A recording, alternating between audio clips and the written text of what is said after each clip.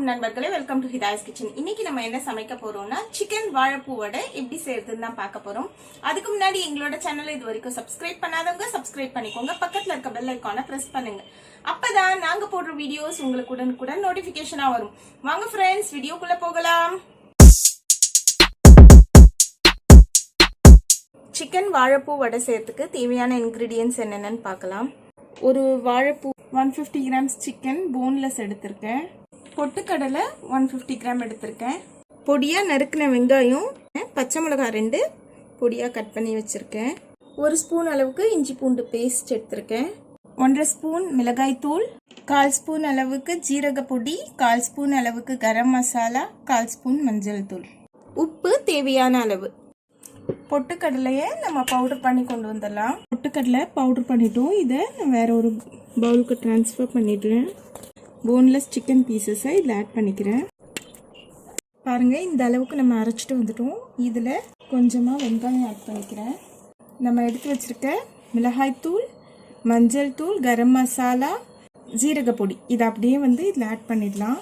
Next தேவையான அளவு உப்பு ஆட் பண்ணிக்கலாம். இஞ்சி பூண்டு பேஸ்ட் ஆட் பண்ணிடலாம். ஆட் பண்ணிவிட்டு இதை அரைச்சிட்டு வந்துடலாம். நம்ம பாருங்கள், இந்த அளவுக்கு அரைச்சிட்டோம்.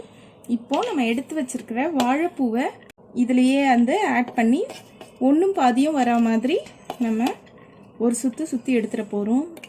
ஓகே ஃப்ரெண்ட்ஸ், நம்ம இந்த மாதிரி அரைச்சி எடுத்துகிட்டு வந்துட்டோம். பாருங்கள், ஒன்றும் பாதியமாக இருக்குது. இதை நான் வேறு ஒரு பவுலுக்கு ட்ரான்ஸ்ஃபர் பண்ணிடுறேன். இப்போது இதில் வெங்காயமும் பச்சை மிளகாவும் பொடி பண்ணி வச்சதை நம்ம ஆட் பண்ணிக்க போகிறோம். இதில் நம்ம எடுத்து வச்சுருக்கிற பொட்டுக்கடலை பொடியை கொஞ்சம் கொஞ்சமாக ஆட் பண்ணுவோம். நமக்கு இந்த கன்சிஸ்டன்சி வந்ததுக்கப்புறமா இதை நம்ம அப்படியே எடுத்து வச்சிடலாம். ஸ்டவ் ஆன் பண்ணிவிட்டு பேன் வச்சுட்டு ஆயில் ஊற்றிக்கிட்டேன். அது நல்லா ஹீட் ஆகிட்டு வருது. இப்போது அதுலேருந்து கொஞ்சமாக ஆயில் எடுத்து இதில் நம்ம ஊற்றிக்கலாம். ஓகே ஃப்ரெண்ட்ஸ், நம்மளோட சிக்கன் வாழைப்பூ வடைக்கான மாவு ரெடி ஆகிடுச்சு. இப்போ நம்ம இதை வடை மாதிரி தட்டி ஃப்ரை பண்ணிக்கலாம்.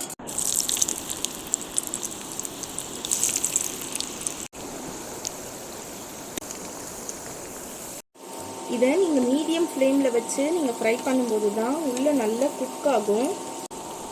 அவ்வளோதான் ஃப்ரெண்ட்ஸ், நம்மளோட சிக்கன் வாழைப்பூ வடை ரெடி ஆகிடுச்சு.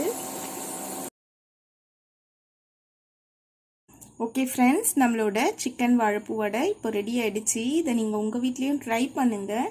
ட்ரை பண்ணிவிட்டு எங்களோட கமெண்ட் பாக்ஸில் கமெண்ட் பண்ணுங்கள். நெக்ஸ்ட் வீடியோவில் இன்னொரு நல்ல ரெசிபியோடு பார்க்கலாம். எங்களோட வீடியோ பார்த்ததற்கு ரொம்ப நன்றி.